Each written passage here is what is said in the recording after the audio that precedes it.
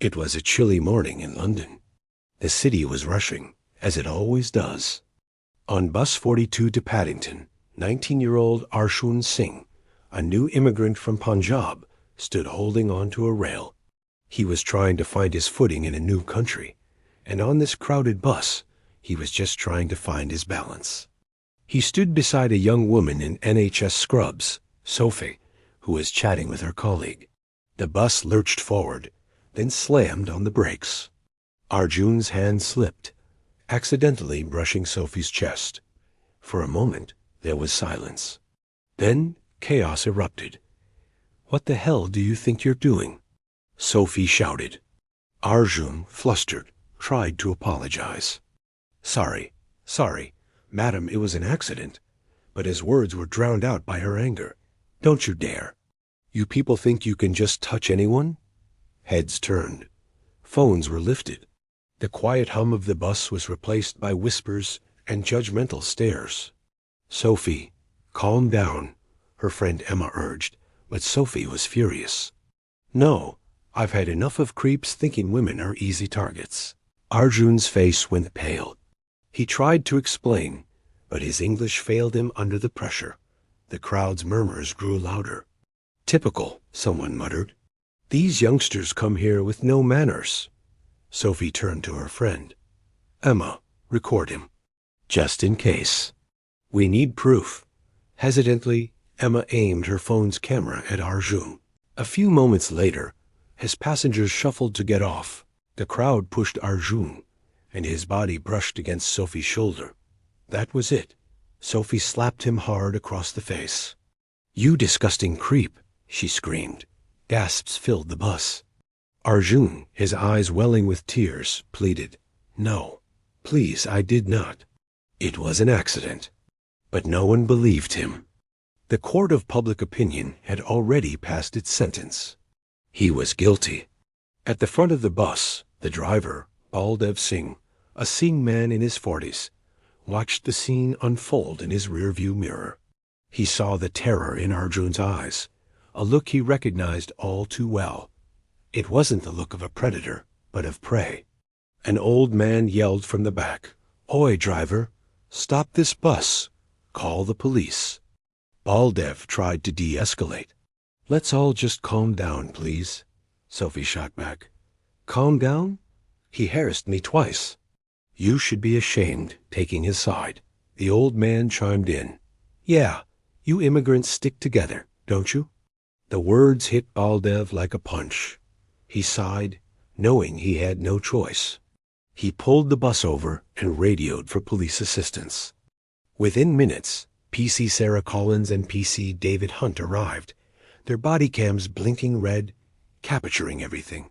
They followed procedure, separating Sophie and Arjun to get their statements. Outside, a trembling Sophie recounted her story, her voice filled with anger and fear.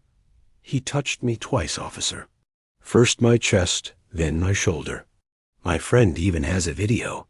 Meanwhile, inside the bus, PC Hunt spoke with Arjun. "Can you tell me what happened?" he asked gently. Arjun explained slowly, his voice shaking. "Bus crowded. My hand slipped when driver brake. It was an accident. I said sorry. Then she got angry. She slapped me." PC Hunt looked him in the eye. "Did you intentionally touch her?" Arjun's answer was firm. "No, sir, never." Sophie's friend, Emma, showed the officers the video on her phone. The shaky footage, from its limited angle, looked damning. It appeared to show Arjun deliberately brushing against Sophie. "That's pretty clear," PC Hunt said quietly to his partner. "We might have to detain him." But PC Collins was more cautious. "Hold on, David. Let's check the bus CCTV before we jump to conclusions." They contacted the Transport for London control room. Within minutes, the full picture emerged. The official footage showed it all with crystal clarity. The sudden break, Arjun's hand slipping, his immediate and sincere apology, and later, the crowd pushing him into Sophie, causing the second unintentional contact. PC Collins turned to Sophie. "Miss Turner, as you can see from this footage, there was no deliberate act here. It was a simple accident. PC Hunt added. That phone video didn't show the whole story. You should have been more careful before accusing him. Sophie's anger drained away, replaced by a dawning sense of shame. I was just scared, she stammered. That's understandable, PC Collins said firmly. But shouting, slapping someone, and making racial remarks is not. You cannot behave that way. She turned to Emma. And next time, think before you secretly record someone and spread an incomplete video. You could destroy an innocent life. The officers returned to Arjun. Mr. Singh, you're free to go, PC Hunt said. We've confirmed it was an accident. Thank you for your cooperation. Arjun simply nodded, relief washing over him. Thank you, sir. Madam, PC Collins then addressed Sophie again. Please avoid making assumptions based on someone's appearance. That's a form of harassment in itself. The bus driver, Baldev, added quietly, Next time, look at someone's heart, not their turban. Thanks, officers, Baldev said. As always, we are proud of you guys, always on the side of truth. As the bus continued its journey, a heavy silence fell over the passengers. The faces that had shown such anger now stared out the window, avoiding eye contact. At his stop, Arjun turned to the driver. Thank you, uncle, he said softly. Baldev smiled. Go safe, son. Keep faith in the truth. That day, everyone on Bus 42 learned a powerful lesson. Truth isn't always what we first see, and justice can't be delivered through a lens of prejudice.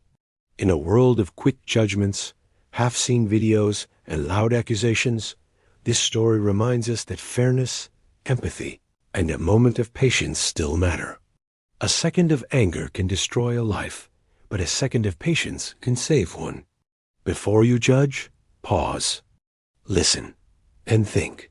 Because sometimes the whole truth is hiding just one camera angle away. Thank you for watching.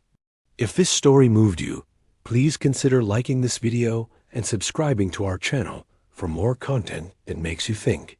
Stay compassionate, and we'll see you next time.